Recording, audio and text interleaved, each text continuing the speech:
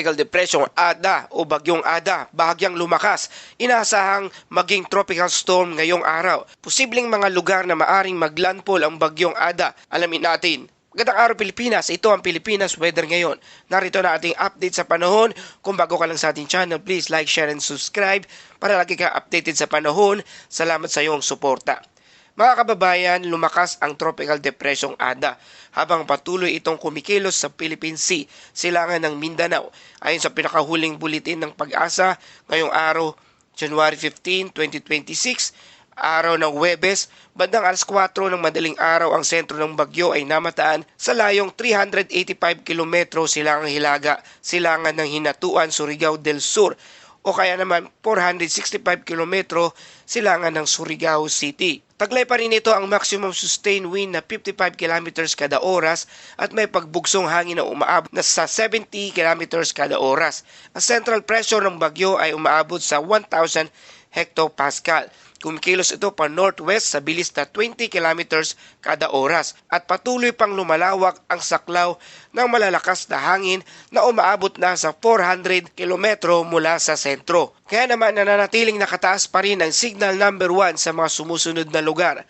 Sa Luzon, signal number 1 sa Sorsogon, Southeastern Albay, Rapu-Rapu, Manito, Legazpi City. Sa Visayas, Northern Samar, Eastern Samar, silangang bahagi ng Biliran, silangang bahagi ng Leyte at silangang bahagi ng Southern Leyte.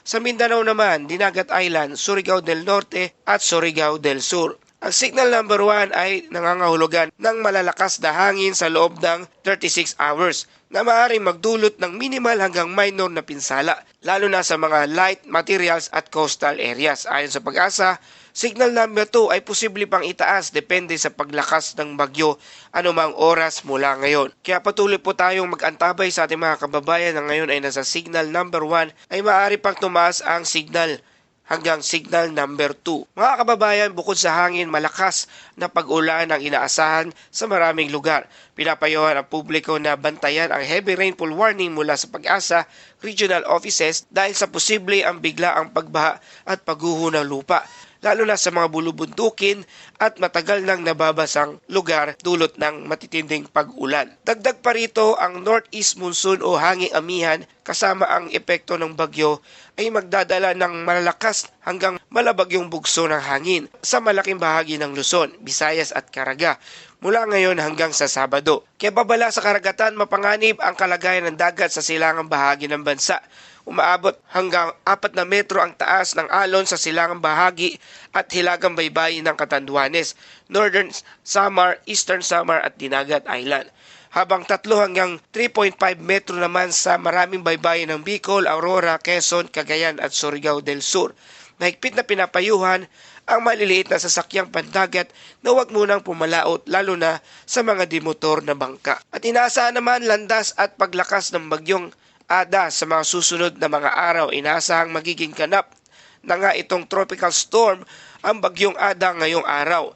Patuloy itong kikilos pa northwest hanggang Linggo hanggang January 18 at posibleng dumaan o tumama sa Eastern Samar o Northern Samar sa darating na Biyernes o Sabado ng madaling araw at dadaan din sa Catanduanes ngayon darating na Linggo. At babala ng Pag-asa kung bahagyang lilihis pa kanluran ang track, posibleng magkaroon ng aktwal na landfall sa Eastern Visayas o kaya naman sa Bicol Region.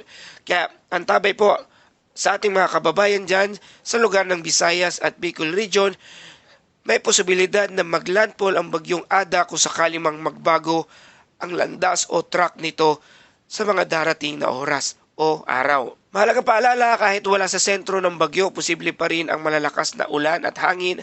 Iwasan ang coastal activities at paglalayag. Makinig lamang sa opisyal na abiso ng Pag-asa at local government unit. Paghanda ng go bag at emergency plan, lalo na sa mga lugar na nasa ilalim ng signal number 1. Para sa buod ng ating balita, Tropical Depression Ada lalakas pa, posibleng maging tropical storm ngayong araw. Signal number 2, nakataas sa kasalukuyan at ayon sa Pag-asa, posibleng itaas ang signal number 2 anumang oras. Posibleng landfall area ng Bagyong Ada ay sa lugar ng Eastern Visayas at Bicol Region at patuloy na banta ng malalakas na ulan, hangin, baha at landslide at delikadong karagatan dulot ng Bagyong Ada at hanging amihan. At dako naman tayo sa ating Bible verse of the day mula sa Awit 46 verse 1. Ang Diyos ang ating kanlungan at kalakasan, isang handang tulong sa oras ng kaguluhan. Mga kababayan, sa gitna ng malalakas na bagyo at mga balitang nagbibigay alala, pinapalalahanan tayo ng salita ng Diyos na hindi tayo nag-iisa. Ang Diyos ay hindi malayo. Siya ay kanlungan, kalakasan at handa laging tumulong. Maaring may unos sa paligid, ngunit kapag ang puso natin nakasandig sa Kanya, may kapayapaang hindi kayang agawin ng anumang bagyo. Panginoon, sa oras ng takot at pangamba, Ikaw ang aming kanlungan. Palakasin mo ang aming pananampalataya at punuin mo kami ng iyong kapayapaan. Ito po ang dalangin sa pangalan ni Jesus. Amen. Maraming salamat mga kababayan sa iyong patuloy na pagtutok at tangkilik dito sa Pilipinas Weather Ngayon.